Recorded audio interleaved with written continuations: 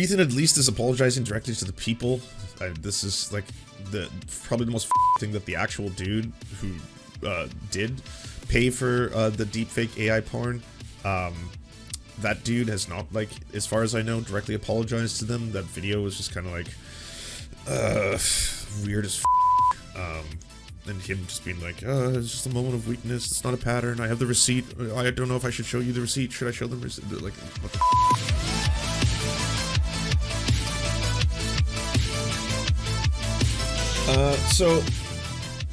if you need a quick catch-up, there was a Twitch streamer who got caught having paid for a porn site that features AI-generated non-consensual porn using other streamers, other famous streamers, QTCinderella and Pokimane, to be precise. The internet's response to this seems to have been thinking that this is like lol, the funniest thing ever. I see a lot of the internet doing that. A lot of big lulls about this being hilarious. And so the Ethan Klein thing that just recently happened was apparently Ethan Klein on a show, and the rest of the Ethan Klein H3 team were laughing at this video of someone very visibly expressing their trauma on camera. Yo, this is probably the stupidest thing I've ever done. Genuinely, probably. And I'm sure everyone in the world would tell me not to go live right now. I'm sure everyone would. I'm like, don't even want to look at my phone. I'm sure everybody would.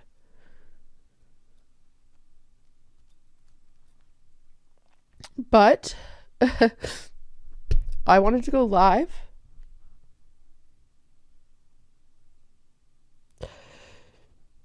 because this is what pain looks like. This is what it looks like. Okay? This is what it looks like. Fuck the fucking internet. Fuck the constant exploitation and objectification of women. It's exhausting. It's exhausting.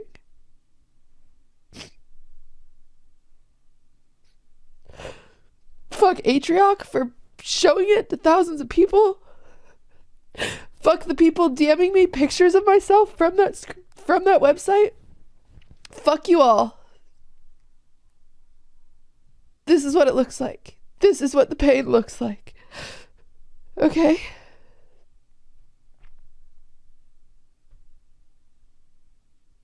Why?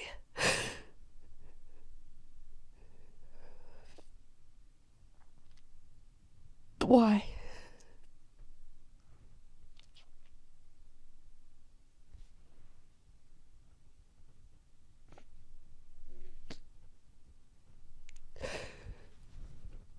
If you are able to look at women who are not selling themselves or benefiting off of being seen sexually, they're not benefiting, they're not selling it, they're not platforming it themselves. If you are able to look at that, you are the problem. You see women as an object. You should not be okay True. Doing that. And it should not be a part of my job to have to pay. This wasn't just AI fanfic. It was no. It was full on like again. I thought this stuff was illegal. I wouldn't assume that there was deep fake AI porn of celebrities that like are pay sites. Like I know those sites exist. Everyone knows those sites exist. But like to be paid to get into them, and that you would have to put in your credit card info and you get a charge and all of that's where like it's just taken to like another level. Like if someone's like, oh, I paid for it with cryptocurrency on Tor or something like that, I'd be like, yeah, okay, this story checks out. Not the fact that like it exists just in the open internet and apparently was advertised on a mainstream porn site. If that's like, I don't really believe a lot of the story that it's all so ridiculous. It's like he he was at 2 a.m. and his wife was out of town, and he was looking up information about like deep fake AI technology or just AI technology. He was in a Discord. Next thing he knew, he was on like a porn site, and then he saw the ads, and lots of other people saw those ads, and then next thing he knows, and he's just so embarrassed. It only happened one time. I'm not a repeat offender. All this kind of stuff, like all that kind of stuff. And like a lot of people, I think why this is a super brave, super important a video to show, and super brave on QTCinderella for having made it, is because I think you can finally like see what like the severity of this and how serious it is. Because for some reason, a lot of people on the internet just weren't taking any of this seriously. Like the quarterings made it into multiple silly videos. So have a bunch of people. It's like the impact is like it's clear. The people who are this is being done to have described it as that it is like seeing myself be raped on in front of me, and people are sending me photos of this and pictures of it and stuff like that. That's horrifying. That's traumatic. That's like this is obviously something that has to be called out. And the reason, like, I completely agree. Fuck that dude, because he didn't apologize to either of them. He didn't even, like, the apology video isn't him apologizing to the people he's affected by this, who, like, it's apologizing because he got caught and he's embarrassed. And then he's like, that's even what his wife says. She's like sitting beside him, it's like, it's got to be one of the worst possible ways. Like, it's just like you tell this whole thing about a story, and like, I'm genuinely shocked you didn't like pivot into the whole like blaming alcohol or something like that, right? Like, it's just, yeah. But obviously, just fucking horrifying that she has to go through all this. Money to get this stuff taken down. It should not be part of my job to be harassed, to see pictures of me nude spread around. It should not be something that is found on the internet. It shouldn't be. That shouldn't be a part of my job. And the fact that it is exhausting. The worst thing is that he was friends with them. QTCinderella, is that true? Someone said that like they were actually friends off, like outside of the streams, like IRL. And the person that made that website, I'm going to fucking sue you. I promise you. Fuck yeah. With every part of my soul, I'm going to fucking sue you. Fuck yeah. Awesome. That's all I have to say. Awesome based. I know I shouldn't have gone live. Go get him. But I couldn't do it. I'm so exhausted. And I think you guys need to know what pain looks like. Because this is it. This is what it looks like. QT made their wedding cake? What? Holy fuck. Like to feel violated. This is what it looks like to feel taken advantage of. This is what it looks like to see yourself naked against your will being spread all over the internet. This is what it looks like. That's it. That's all I have to say. Goodbye. I don't condone the behavior of anybody involved in this. That's it. Oh, it's fucked up. Buddy, I wanted to come here and discuss the situation with QTCinderella. I didn't really have a good opportunity I think H-Rock only did vids of Pokey and Maya. This QT vid is because they're friends. to discuss it on the podcast, and I did want to say something publicly about it. It's because they're friends, not because... Okay, I understand. So forgive me for putting it on this channel. I'll probably also talk about it on Thursday and Friday, but I just want to kind of discuss it with you guys. So on Monday's episode, we were covering the news that one of these Twitch streamers got caught paying for a deep fake subscription for one of his and featuring some of his colleagues on Twitch. And we were covering that story, and then QTCinderella put out a video of a very heartfelt, serious video about how deeply this kinds of things have affected her. And during that video, I made the really unfortunate and stupid decision to play this stupid soundbite song of this guy singing chest notes over an open fire, Obviously, it was very, and I was, well, the problem was then I started laughing while her heartfelt, really serious apology was going on. And clearly, you can imagine that the dichotomy of those two things was not good. It was not good because, one, I actually really respect Cutie. I think she's a really talented and great creator. I think that the pain she's experiencing is 100% valid. And that's the part that kind of sucks for me the most, is that someone who I actually really want to support may have felt worse on an already difficult situation because of my careless and very, very inappropriate and gross and stupid behavior, right? And it's not the first time I've done it. That's what's weird. Like, I don't know why. Like, obviously there's something a little bit off about me, right? Because I always find myself in these situations where I am doing and saying impulsive things that I regret, right? And oftentimes I would even go so far as to say that doesn't really represent how I feel. I mean, obviously I respect and take her very seriously. I just, was really dumb and rude and careless in that moment. But yeah, it's something that happens a lot, as some of you guys probably know who follow me or are aware of me. And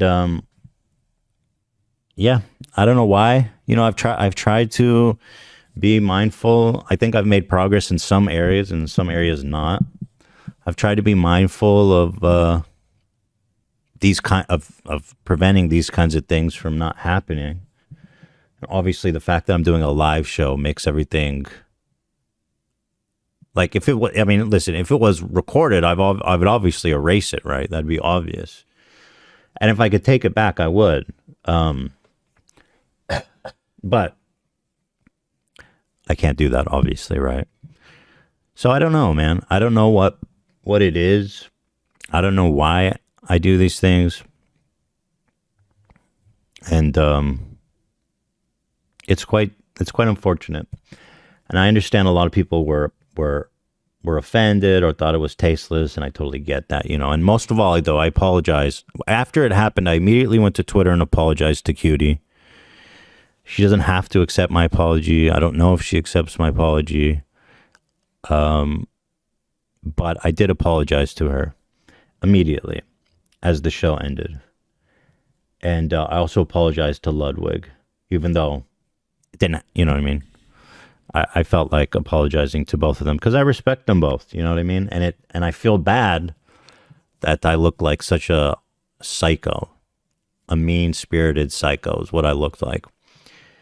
A lot of people are trying to give me a lot of people, my wife included, was saying, is this a Tourette's thing? I have Tourette syndrome. And I don't think it is, right? Like, that feels like a cop-out.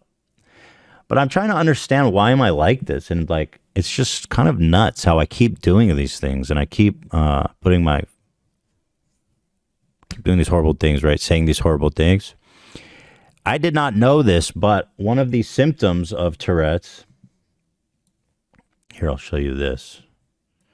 I was like, fuck, I don't know. I've been thinking about it. And people say, maybe it's your Tourette's. And I say, I've always been like, that's a cop-out. There's no way. I'm just crazy. I don't know even how to explain it. I'm lost. What did he do? So he was laughing at QTCinderella's kind of traumatic story. Well, sorry, very traumatic story about the deepfake AI porn site that has her as one of the victims of the people that they're profiting off, which is obviously really fucked up. So with Ethan and H3H3, because I've heard this a handful of times, and I've seen like Hassan talk about it as well, right? I forget which person, but someone reported that like apparently the whole show is like incredibly nervous before going live now, in large part because like, they're they're so worried about like what backlash will be over like maybe the offensive things or the edgy things to say. You got to remember the arc of like H3H3.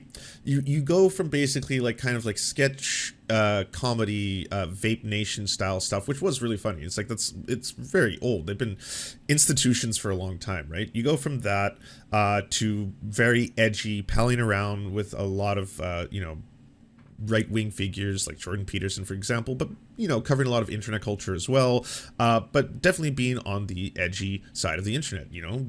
Like Ethan has used the N-word on his streams. He's made very homophobic, very transphobic, very like offensive comments towards a variety of people, and he's also done this whole growth thing where like you can definitely tell points in his career along the pathway where there's been huge moments that were life-changing, like such as Black Lives Matter was obviously a huge one the second time, and he started making videos about how like he never had the talk when he was a kid, when he was like a young Jewish kid, and his family about the cops could kill you. That just wasn't a part of his lived experience, and he's like, but that's a part of the black lived experience. And he's like, and I'll never know that. And you're just like, okay, well, this is it's good that's coming out, because like ultimately this is it's good, it's better for all this stuff in general, when really huge content creators, even if they are edgelords, push forward those ideas. And then of course he starts calling out Jordan Peterson a little bit. He starts doing stuff with Hassan. They start teaming up to go after the whole Gamba thing. That turns out really well. It's definitely a lot of progress. Then they get their show, The Leftovers, because his old show is done. And the guy is still on that pathway learning, obviously. And on that pathway is fucking up. Like, no question. This is obviously a really, really gross thing that they did. They all seem ashamed. Everyone on the cast now seems like ashamed. One of the people who was working there at the time, a woman, you could tell, is like absolutely furious at what's taking place. He fucked up really bad not too long ago with a whole bunch of like homophobic stereotypes about like do bottoms love poo or something like that, and had a fan of his call in to the show, who was a homosexual, and was immediately talking to him and being like, it's just like, these are really old, dated stereotypes. It just furthers, negative reinforcement and othering of gay people, and just makes them into these kind of like, degenerate, disgusting, poo eating, disease ridden. They all have AIDS, kind of like, that's the genre of stuff that's like the pathway that goes down, and reinforcing it isn't good, because obviously it's like this stuff in society, broadly speaking, when you start to extrapolate it, when you reinforce a lot of these kind of stereotypes, othering of any kind of group, doesn't matter who they are, it is going to have a resounding effect, because that's part of how we all treat these kind of topics, right? What's your standardized set? What do we all have in terms of what do we all think of? So, and he listened. He came back the next day. He had,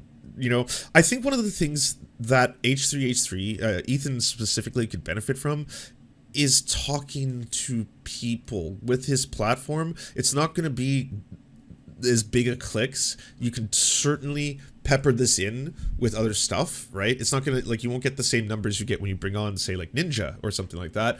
But like, you could also bring on people in a variety of these topics who sometimes don't have their voices heard because they're marginalized, and also could really do with sending their message to a lot of people. But also that would be a really great way to like learn on a handful of them before going out and talking about a really, really difficult and sensitive topic in a very unsensitive way, right?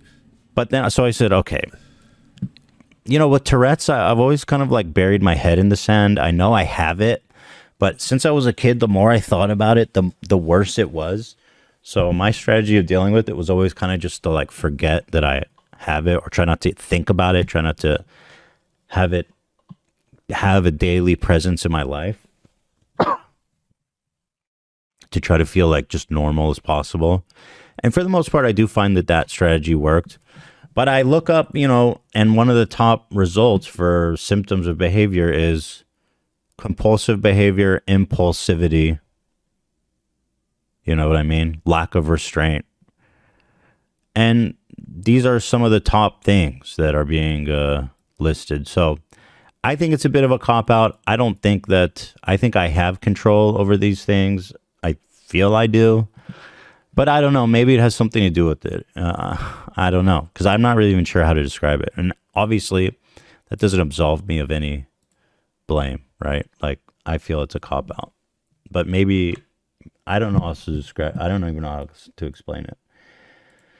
But I am very sorry to QT. And I do feel horrible. And I, support her 100%. In trying to get that stuff removed, the deep fake stuff.